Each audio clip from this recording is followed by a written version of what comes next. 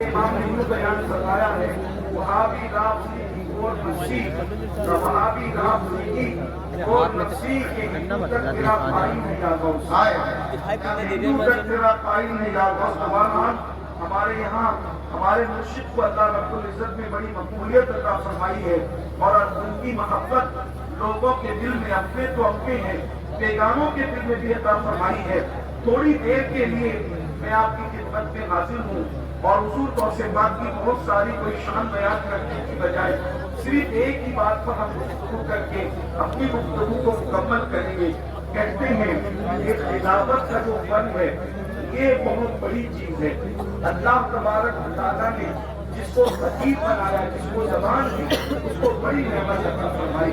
لوگ اس کا مس یوز بھی کرتے ہیں لیکن ہم اس پر نہیں کرتے. مگر یہ ضرور ہے کہ ہر نبی کو اللہ نے خطابت عطا فرمائی. ہر نبی خطیب ہوئے ہیں اس لیے کہ لوگوں کو اللہ کی طرف بلانے کے لیے بہت وسیع ذریعہ خطابت ہے واضح و نصیحت ہے. اسی طریقے سے آپ دیکھیں ہندوستان کی سرزمین پر ملک کو آزادی دلانے میں خطابت نے بڑا کارنامہ انجام دیا ہے. اسی طریقے سے دین کی اشاعت کے لیے خطابت نے بڑا کارنامہ انجام دیا. جہاں کتابیں نہیں پڑھی جاتی وہاں بھی خطاب سنے جاتے ہیں اس لیے کہ کتابیں بہت زیادہ علم والے لوگ سمجھتے ہیں مگر خطاب کو ایک عام انسان بھی سمجھ لیتا ہے. اسی لیے خطابت کے ذریعے سے بڑا کام ہوا ہے. اللہ اکبر. اپنے مرشد حضور غوث پاک کو جب ہم دیکھتے ہیں تو سرکار غوث اعظم جیسا ولی اگر ہمیں کوئی نظر نہیں آتا, غوث پاک جیسا کوئی مفکر ہمیں نظر نہیں آتا, غوث پاک جیسا کوئی بیمار قوم و ملت ہمیں نظر نہیں آتا, غوث پاک جیسا اصیل مسلم ہمیں کوئی نظر نہیں آتا, غوث پاک جیسا کیسے مصنف ہمیں کوئی نظر نہیں آتا, غوث پاک جیسا کیسے عظیم صاحب ولایت کوئی نظر نہیں آتا. ویسے حضور غوث اعظم جہاں اپنی شخصیت کے اندر ایک بڑی عظیم ہستی ہے, ہر جہت سے انہوں کے مثل بے مثال ہے, اسی طریقے سے اللہ نے ان کو جو خطابت کا فن عطا کیا تھا ان کے دور میں آپ جیسا خطیب دنیا نے نہیں دیکھا. خطابت کا وہ عالم تھا کہ حضور غوث پاک کی محفل میں ایک وقت میں 70,000 لوگ جمع ہوا کرتے تھے. 70,000 لوگ. اور یہ کیمرے کتنے ہیں جو بیان ریکارڈ کر رہے ہیں, لیکن اس دور میں کیمرے تو نہیں تھے لیکن غوث پاک کے خطابات کو ریکارڈ کرنے کے لیے یعنی ان کو لکھنے کے لیے 400 بندے قلم دوات لے کر کے بیٹھتے تھے اور حضور غوث پاک کا خطاب لکھا کرتے تھے. جب غوث پاک خطاب فرماتے تھے تو انسانوں کے علاوہ جنات کا مجمع بھی ہوا کرتا تھا.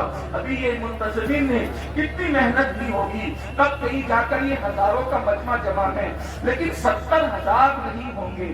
جہاں تک میرا خیال ہے کہ اس مجمع میں اتنی محنتوں کے بعد لاکھوں روپے خرچ کرنے کے بعد ہزاروں آئے ہیں مگر 70,000 نہیں ہے.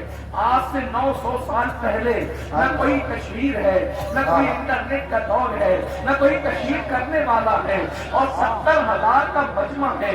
اللہ اکبر. اور پھر یہ 70,000 کوئی انسانوں کا مجمع ہے, اس میں جنات الگ ہے, اس میں فرشتے الگ ہے. اور پھر اللہ اکبر صرف فرشتے اور جنات نہیں بلکہ انبیاء بھی تشریف لاتے ہیں. اور صرف انبیاء نہیں امام الانبیاء بھی تشریف لاتے ہیں, مولا علی بھی تشریف لاتے ہیں. میرے امام نے بیان کیا کہتے ہیں اللہ اکبر ولی کیا مرسلین خود خیر الرسل آئے اور تیری آواز کی محفل ہے یا خود حضور سید العالمین تشریف لاتے ہیں, مولا علی تشریف لاتے ہیں. اللہ اکبر. اور بیان کی چاشنی کیا ہے, بیان کی لذت کیا ہے.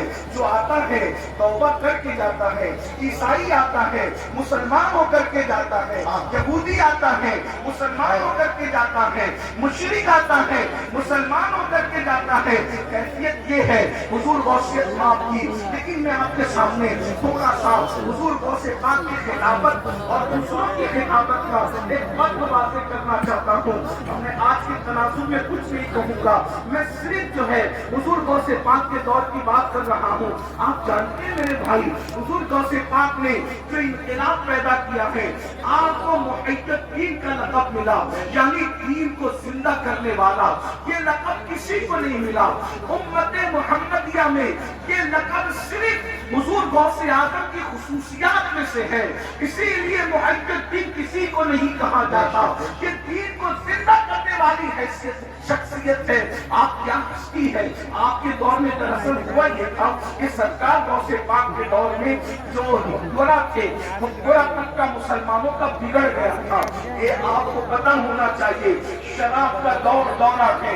अल्लाह अकबर। यहाँ तक मुअर्रिखीन लिखते हैं कि एक मुसलमान मालदार के घर में शराब पिलाने वाली 300 लड़कियां होती थी। एक मालदार के घर में मुसलमान इतना अय्याश हो चुका था।